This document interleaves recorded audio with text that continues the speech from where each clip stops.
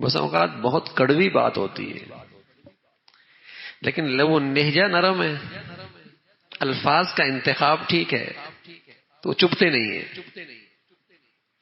اور بس اوقات بہت سیدھی سی بات ہوتی ہے، لب و لہجہ ایسا ہے، الفاظ کا چناؤ ایسا ہے کہ تیر لگتا ہے،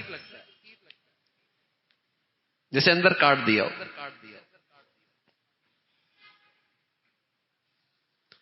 اور بس اوقات وہ زخم ساری زندگی رہتا ہے،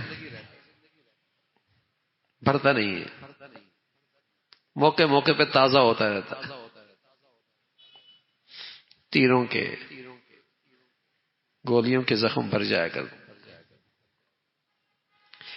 یہ جو زبانوں کے اور تانوں کے اور تان و تشنید کے زخم ہوتے ہیں نا،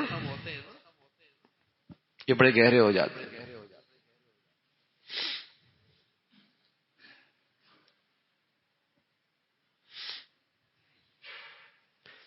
اللہ کے نبی صلی اللہ علیہ وسلم فرمایا کرتے تھے،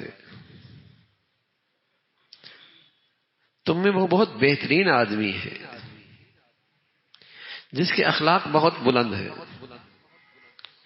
اور جو لوگوں سے مانوس ہوتا ہے اور لوگ اس سے مانوس ہوتے ہیں۔ تم میں وہ بڑا بہترین آدمی ہے جس کے اخلاق بہت بلند ہیں اور وہ لوگوں سے مانوس ہوتا ہے اور لوگ اس سے مانوس ہوتے ہیں۔ فرمایا ولا خیر فی من لا یعلف ولا یعلف، اس شخص میں تو کوئی خیر ہی نہیں ہے جس سے لوگ الفت نہ کریں اور لوگ یہ لوگوں سے الفت نہ کریں۔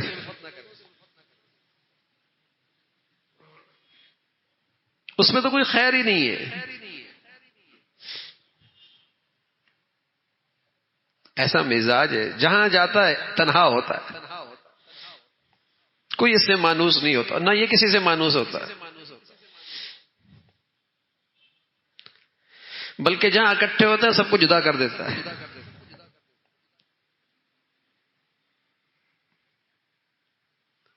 فرمایا بہترین انسان، بہترین ایمان، بڑھیا دینداری کیا ہے؟ اخلاق بلند ہے، لوگ اس سے مانوس ہوتے ہیں، وہ لوگوں سے مانوس ہوتا ہے۔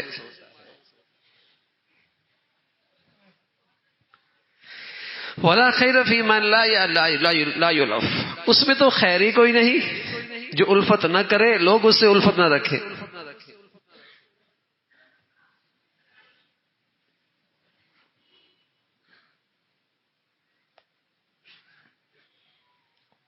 اس شخص میں بڑی بھلائی ہے، بلکہ وہ شخص بھلائیوں کا مجموعہ ہے جس میں نرمی ہے۔